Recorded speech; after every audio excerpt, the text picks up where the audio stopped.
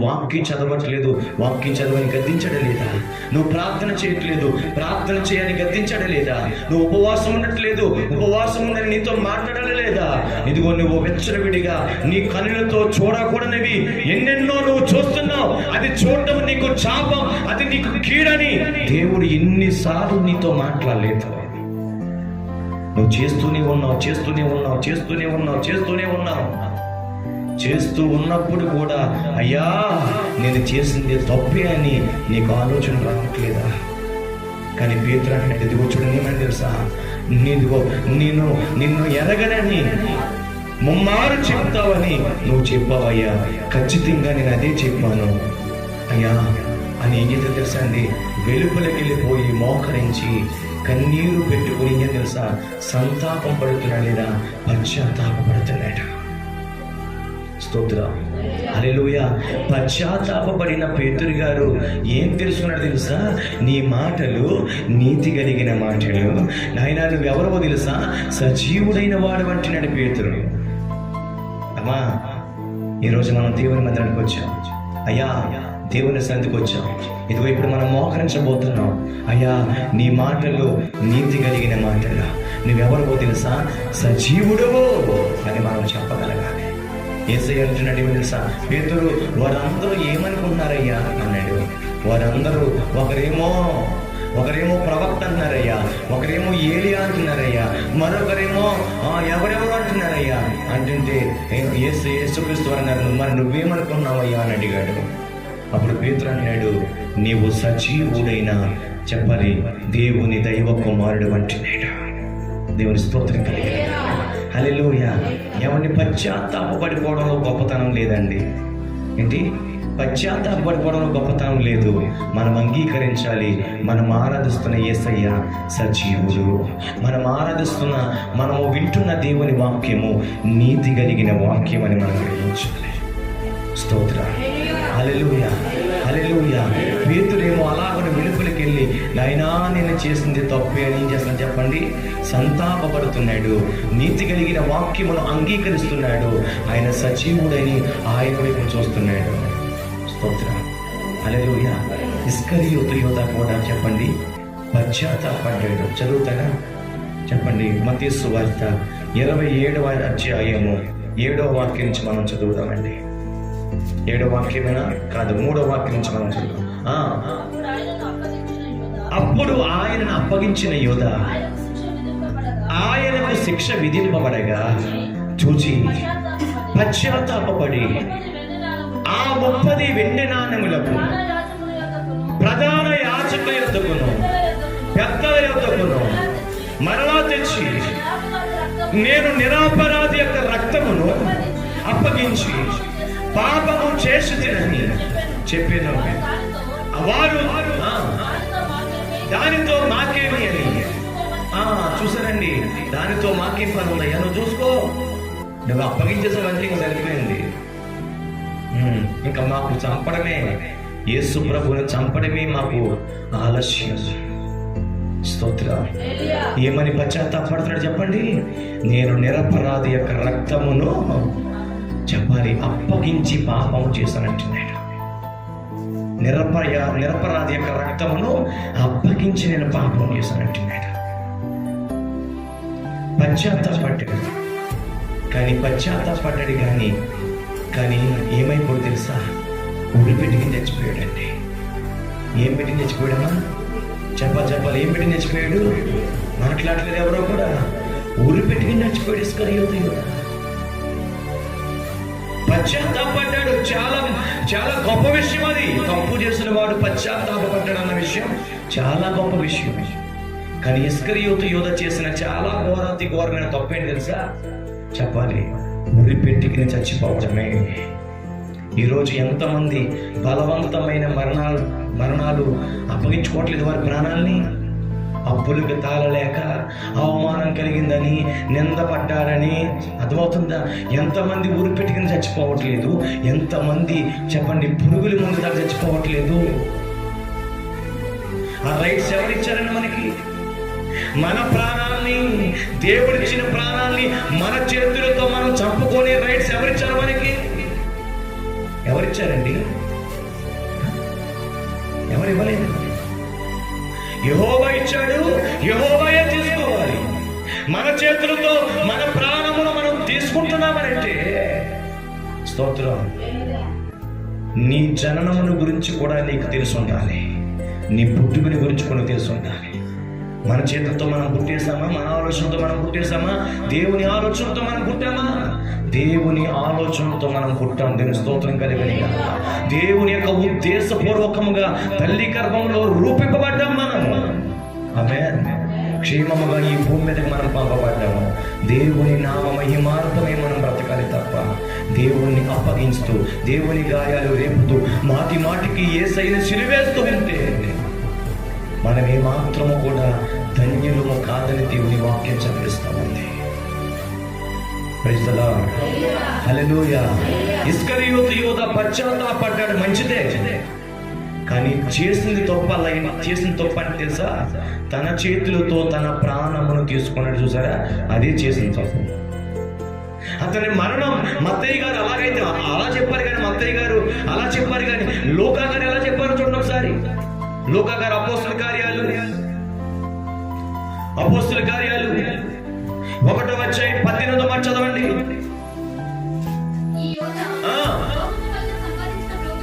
ఏంటమ్మా? ఈ యూద ద్రోహము వలన సంపాదించిన రూకలు ఇచ్చి ఒక పొలము కొనేను. అతడు తల క్రిందలుగా పడి మడిమ బద్దలైనందున బయటికి వచ్చాడు. ఈ సంగతి యెరూషలేము ప్రజలందరికీ తెలిసింది. ఈ రోజు దేవుని మందిరముకు వచ్చిన ప్రజలందరికీ ఇస్కరియోతు యూద మరణం ఏంటో మీకు తెలిసింది. దీని స్తోత్రం చెప్పండి. హల్లెలూయా, హల్లెలూయా, హల్లెలూయా. చూసారా ఇస్కరియోతు యూద ఎంత ఘోరంగా మరణించాడో. అమ్మా, ధనాపేక్ష సమస్త కీడులకు మూలం. పోతూ పోతూ ఏమి చీపురు పూల కూడా మనం పట్టుకెళ్ళిపోము. కానీ ఈ రోజున సంపాదన కొరకే పరిగెడుతున్నాడు మనిషి, తిండి కొరకే బ్రతుకుతున్నాడు మనిషి, బట్ట కొరకే బ్రతుకుతున్నాడు మనిషి, ఆస్తులు అంతస్తుల కొరకే బ్రతుకుతున్నాడు మనిషి. యేసు ప్రభువును అప్పగించేస్తున్నాడు. ఇస్కరియోతు యూద మరణం చూడండి ఎంత ఘోరాతి ఘోరంగా ఉందో. ఇస్కరియోతు యూద సంఘంలోనే ఉన్నాడు. చెప్పండి, పేతురు గారు కూడా సంఘంలోనే ఉన్నాడు. కానీ ఖచ్చితంగా దేవుని ప్రేరణ ద్వారా బ్రతికేవారు ఉన్నారు. సాతాను యొక్క ప్రేరేపణ చేత వాళ్ళకు నచ్చినట్టుగా బ్రతుకుతున్న వారు కూడా ఉన్నారు. ఈరోజు మనం ఏమై ఉందాం? ఇంకొక మంచి మాట చదివించనా మీకు? మత్తయి సువార్త 26వ అధ్యాయము 24వ మాట చదవండి. నేను ముగించేస్తాను. మత్తయి సువార్త 26వ అధ్యాయం 24వ మాట. అమ్మా, మనుష్య కుమారుని గూర్చి వ్రాయబడిన ప్రకారం ఆయన పోవుచున్నాడు, కానీ ఎవరి చేత మనుష్య కుమారుడు అప్పగింపబడతాడో ఆ మనుషునికి శ్రమ. ఆ మనిషి పుట్టకపోవడమే మేలు. అంతే చాలు, మనం చెప్పేశాను. స్తోత్రం. హల్లెలూయా. అర్థమైంది నేను చెప్తున్న మాట? అమ్మా, అర్థమైంది? మనం చదువుకున్న మాట మనకు అర్థమైందా? యేసు ప్రభువుని చెప్పండి, చదవరా, మళ్ళీ చదవరా మాట.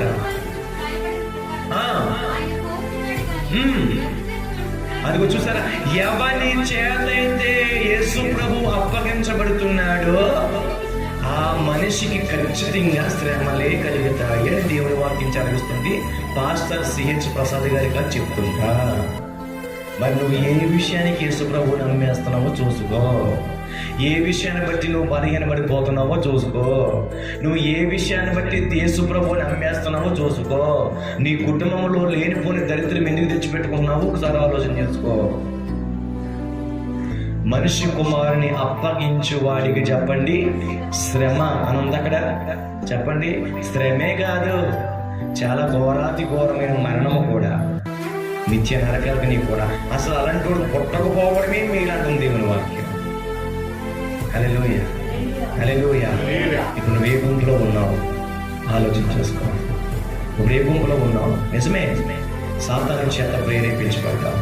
నిజమే, సాతాను చేత ప్రేరేపించబడ్డావు. నిజమే, సాతాను చేత ప్రేరేపించబడి తిట్టావు. నిజమే, కొట్టావు. నిజమే, ఎన్నెన్నో సినిమాలు చూసావు. నిజమే, ఎంతో భయంకరమైన వాక్యం నీతో మాట్లాడుతూ ఉన్నా గాని తాగుడు వైపు పరుగులు చేస్తున్నావు. నిజమే, నిజమే. అది తప్పని తెలిసి నువ్వు మందిరంలో ఇప్పుడు అది తప్పని తెలిసి నువ్వు మందిరానికి వచ్చావు. ఇప్పుడు నువ్వు మోకరించబోతున్నావు. పేతురు చేసినట్లుగా ప్రార్థన చేస్తావా? ఇస్కరియోతు యోధ ఆలోచించినట్టుగా ఆలోచిస్తావా? అమ్మా, దేవుని ఆజ్ఞ లేనిదే మరణము ఏ నరునికి రాదు. కానీ ఈరోజు చాలా మంది సొంత ప్రయత్నంతో ఏం చేస్తున్నా చెప్పండి, ఊరి పెట్టుకుని చచ్చిపోతున్నారు, మందు తాగి చచ్చిపోతున్నారు. నేను ముగించేస్తాను. ఏమని ప్రార్థన చేస్తాను?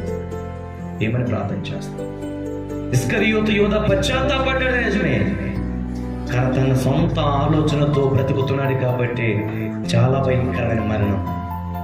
కానీ పేతురు అలా కాదు, పశ్చాత్తాపడ్డాడు, క్షమాపణ కోరుకున్నాడు, యేసయ్య పాదాలు పట్టుకున్నాడు, బ్రతిమలాడాడు. స్తోత్రం, హల్లెలూయా. పెంతెకోస్తు మేడగదిలో ఎంతో మంది సమకూర్చబడితే వారందరికీ లేచి నిలబడి ప్రసంగం చేయడం మొదలుపెట్టాడు.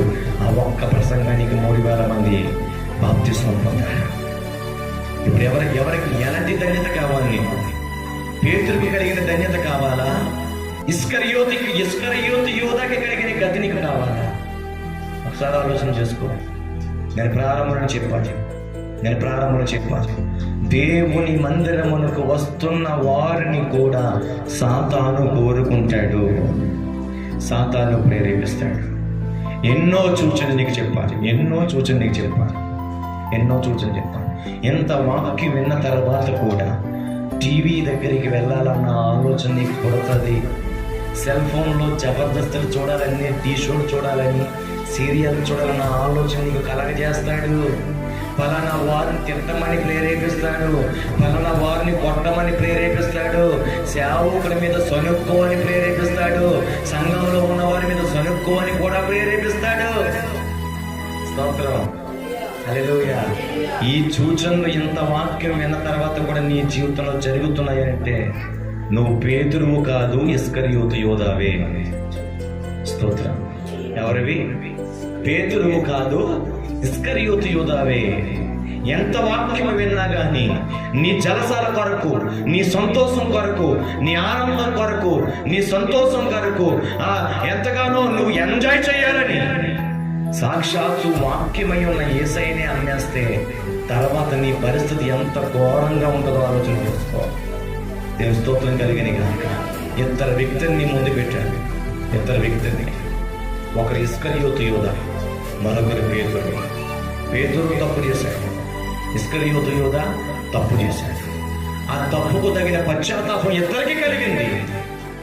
కానీ ఒకడేమో యేసయ్యకి అప్పగించుకున్నాడు, మరొకరేమో చెప్పండి పశ్చాత్తాపడ్డాడే గాని బలవంతమైన మరణం చచ్చాడు. ఏం కావాలి? వస్తుందా? ఇంకా ప్రేరేపణ వస్తుందా? పాపము చేయాలన్న ప్రేరేపణ వస్తుందా? జబర్దస్తులు చూడాలనే ప్రేరేపణ వస్తుందా? టీ షోట్ చూడాలన్న ప్రేరేపణ వస్తుందా? IPL మ్యాచ్ దగ్గర కూర్చోవాలన్న ప్రేరేపణ వస్తుందా? బెట్టింగ్లు కాయాలన్న ప్రేరేపణ వస్తుందా? భార్యని కాదని, భర్తని కాదని, పరాయిన పురుషునితో, పరాయి స్త్రీతో స్తోత్రం పాపము చేయాలన్న ఆలోచన వస్తుందా? స్తోత్రం. దేవుని మందిరం మానేసి ఖాళీగా ఇంటి దగ్గర కూర్చుందాంలే, ఈ వారం కాదులే మళ్ళా వారం వెళ్దామన్న ఆలోచన నీకు వస్తుందా? ఆ ఆలోచన వస్తే ఇక్కడతోనే ఆపేసుకో. నువ్వేదో నెలకు ఒకసారి ఆపేతమ్ముడు, నువ్వేదో